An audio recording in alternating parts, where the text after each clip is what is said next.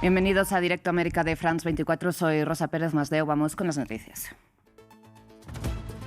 Traspaso de poder en Reino Unido. Este lunes, Keir Starmer abandonó oficialmente el cargo de primer ministro 2 años después de llevar el Partido Laborista de regreso al poder. Andy Burnham, que lo desafió al interior de su formación, entra hoy al 10 de Downing Street. En la India, el partido de la cucaracha reúne a miles de personas en una nueva protesta contra el gobierno de Narendra Modi, reprimida por la policía de Delhi, que denuncia que la marcha no fue autorizada. España, campeona del mundo, el país se prepara hoy para recibir a la Roja, que se impuso contra Argentina en la prórroga de la final del Mundial de Fútbol 2026. Un enfrentamiento lleno de tensión que cierra la era de Lionel Messi en la albiceleste. Ampliamos desde Madrid.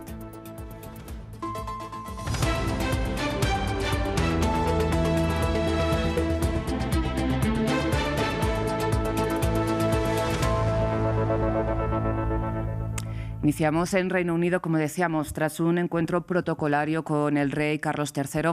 Andy Burnham ya es oficialmente el nuevo primer ministro del país. Concluye así el proceso de varias semanas con el que este laborista desafió a su compañero, y líder de formación, Keir Starmer, que renunció ya hoy al cargo. De hecho, lo hizo en las últimas horas tras 2 años en el poder. Burnham se convierte así en el 7º primer ministro británico en 10 años, por lo que en sus primeras palabras ha prometido, entre otras cosas, devolver la estabilidad política y el control público también al país.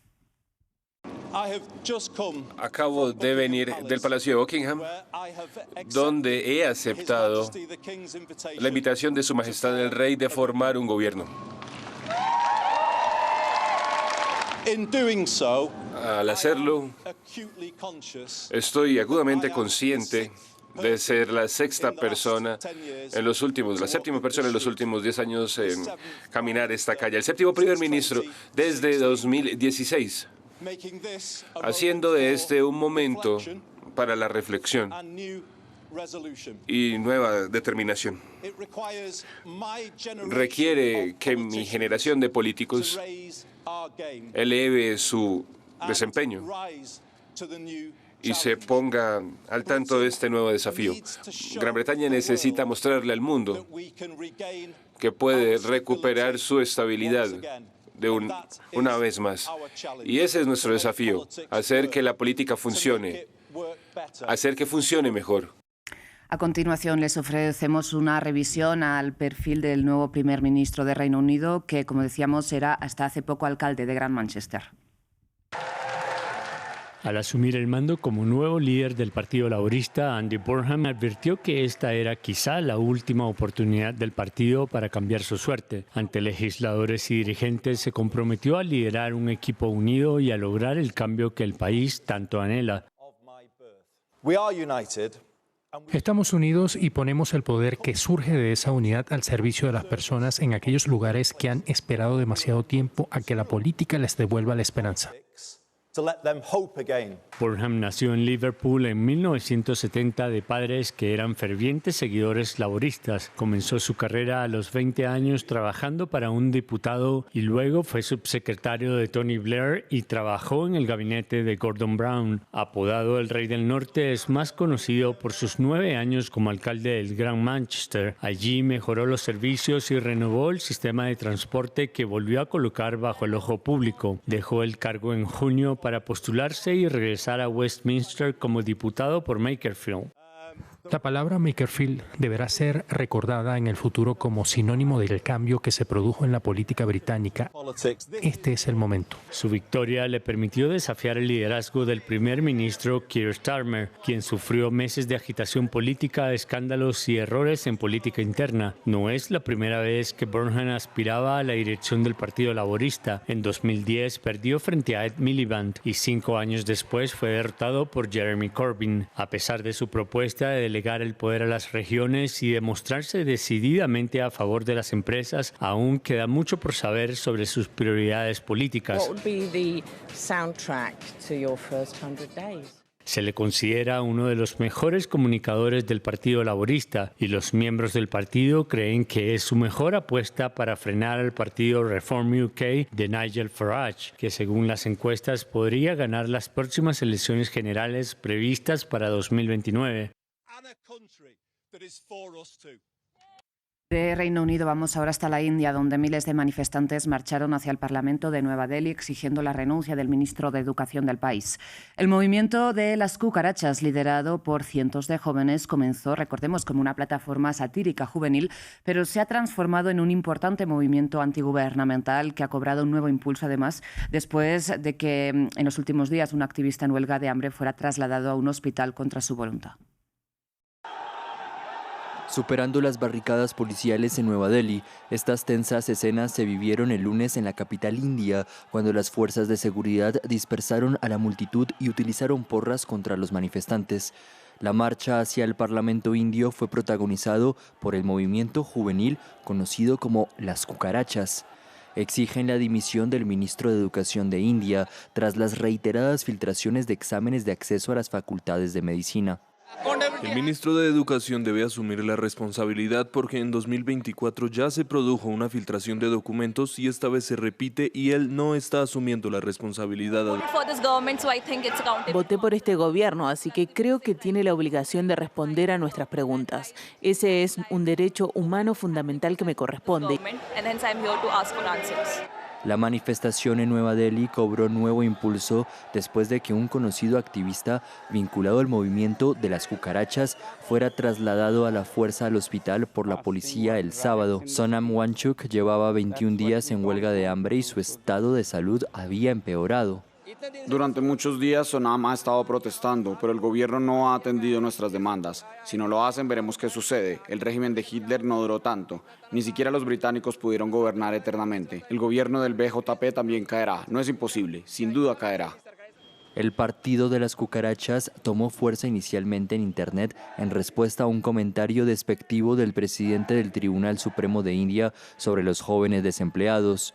Sin embargo, la capacidad del partido para movilizar apoyo en las calles se perfila como un desafío para el primer ministro Narendra Modi, cuyo mandato, según sus críticos, se ha caracterizado por reprimir a la disidencia. Hablamos ahora de la guerra en Medio Oriente. Estados Unidos ejecutó su 9ª ronda de ataques durante la noche del domingo y la mañana de este lunes contra el territorio de Irán, después de la muerte de un tercer militar estadounidense durante el fin de semana.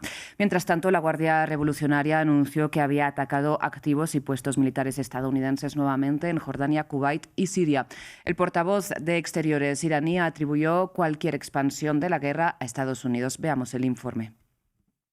Otro militar estadounidense muerto mientras la guerra de Washington contra Irán se intensifica, esta vez en el norte de Irak. El Comando Central de Estados Unidos describe las circunstancias como una detonación controlada de un dron iraní derribado con otro soldado estadounidense herido en el incidente. Esto se produce tras un ataque iraní contra una base aérea en la cercana Jordania que dejó 2 soldados estadounidenses muertos y un tercero desaparecido el viernes. El presidente Donald Trump afirma que Estados Unidos está logrando sus objetivos militares. Irán ha sufrido daños muy graves. Lo han perdido casi todo militarmente hablando. Les queda muy poco. Nosotros controlamos el estrecho. Ellos no controlan nada. Con más aviones de guerra estadounidenses supuestamente en ruta desde bases europeas hacia Medio Oriente, Washington llevó a cabo el domingo su 9ª noche consecutiva de ataques aéreos contra la República Islámica, dirigidos contra centros de mando militar, plataformas de lanzamiento de misiles y drones e instalaciones costeras capaces de amenazar a los barcos en el estrecho de Hormuz. Teherán insiste en que controla el estrecho canal, un punto crítico para aproximadamente el 20% del suministro energético mundial. El cuerpo de la Guardia Revolucionaria Islámica declaró este lunes que había atacado con misiles balísticos aviones estadounidenses en el aeropuerto de Aqaba, en Jordania, así como activos y equipos militares estadounidenses en el campamento de Al-Adiri y la base aérea de Ali al-Salem en Kuwait y en Siria. En un comunicado, el líder supremo de Irán afirmó que la reanudación de los combates es prueba de la traición de Estados Unidos. Las reiteradas violaciones del alto el fuego firmado por Irán y Estados Unidos han demostrado una vez más que la firma del presidente de Estados Unidos carece de valor y es inválida. Ambas partes se acusan de atacar infraestructura civil. Marco Rubio dijo que pese a que considera que Irán no cumple el memorando, está abierto a seguir negociando. No lo están cumpliendo, es decir, se supone que el estrecho debe estar abierto, así que no pueden tener un memorando de entendimiento vigente si están violando sus términos. Lo que sí diré es que Estados Unidos siempre está abierto a una solución diplomática. Lo hemos intentado varias veces con Irán y seguiremos intentándolo. Sin embargo, no hay señales de progreso diplomático para poner fin a los combates y retomar las negociaciones. Hablamos ahora de la guerra, pero en Ucrania. Esta noche Rusia mató al menos a 10 personas con un ataque con misiles contra un buque en el Mar Negro, cerca de la ciudad portuaria de Odessa, según las autoridades locales. El ministro de Infraestructura de Ucrania informó que la embarcación iba cargada con grano y que la tripulación estaba conformada por ciudadanos sirios e indios y solo un ucraniano. Mientras otro ataque ruso en Zaporilla causó al menos 3 muertos y 45 heridos.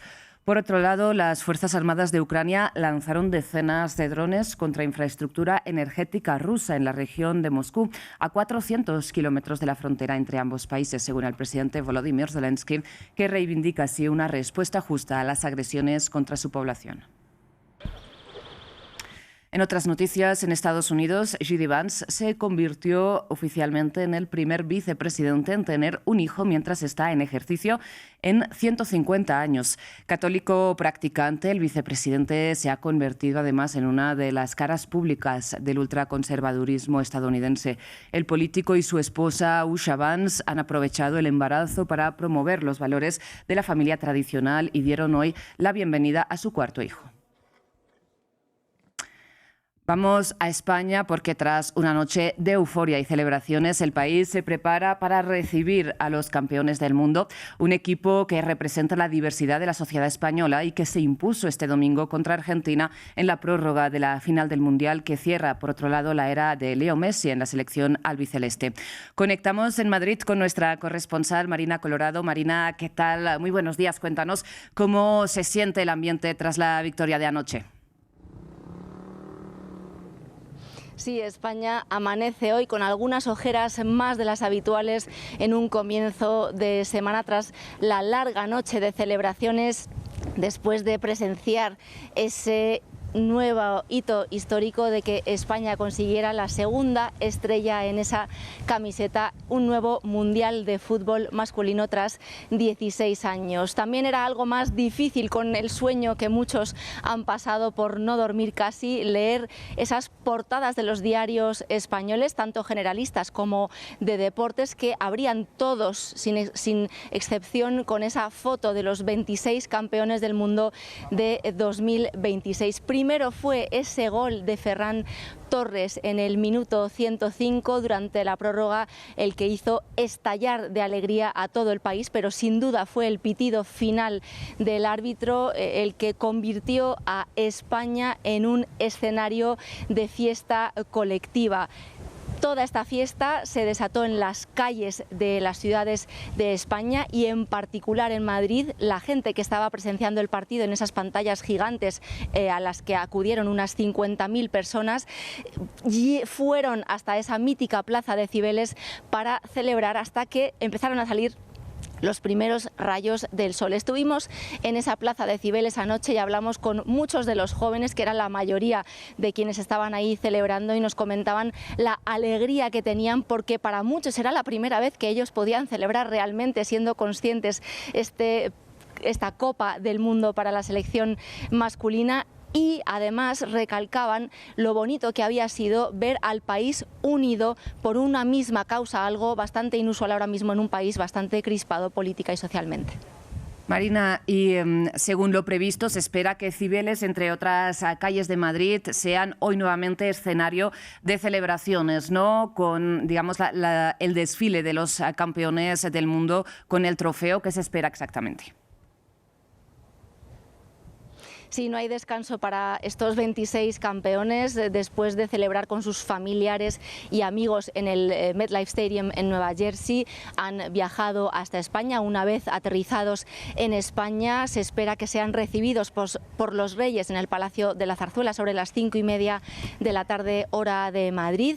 Después serán recibidos por Pedro Sánchez, que volvía de un viaje relámpago a Argelia, y después es donde empieza realmente la fiesta en la calle, con un autobús, un recorrido en autobús descapotable con esa Copa del Mundo, para que los cientos de miles de aficionados que estarán ahí esperando a esos 26 campeones pues puedan ser también testigos de ese nuevo hito en el fútbol español. Recordemos que es la primera vez que España, es primera vez que un país ostenta el título mundial masculino y femenino simultáneamente, y esa fiesta en autobús finalizará en la Plaza de Cibeles sobre las 9 de la noche, que es cuando cientos de miles de personas estarán ahí ante un dispositivo de seguridad enorme, de hecho que ya está en marcha. Marina, pues seguiremos contigo sin lugar a dudas esta fiesta. Muchísimas gracias como siempre. Llegamos así al final de esta edición informativa, pero enseguida regresamos.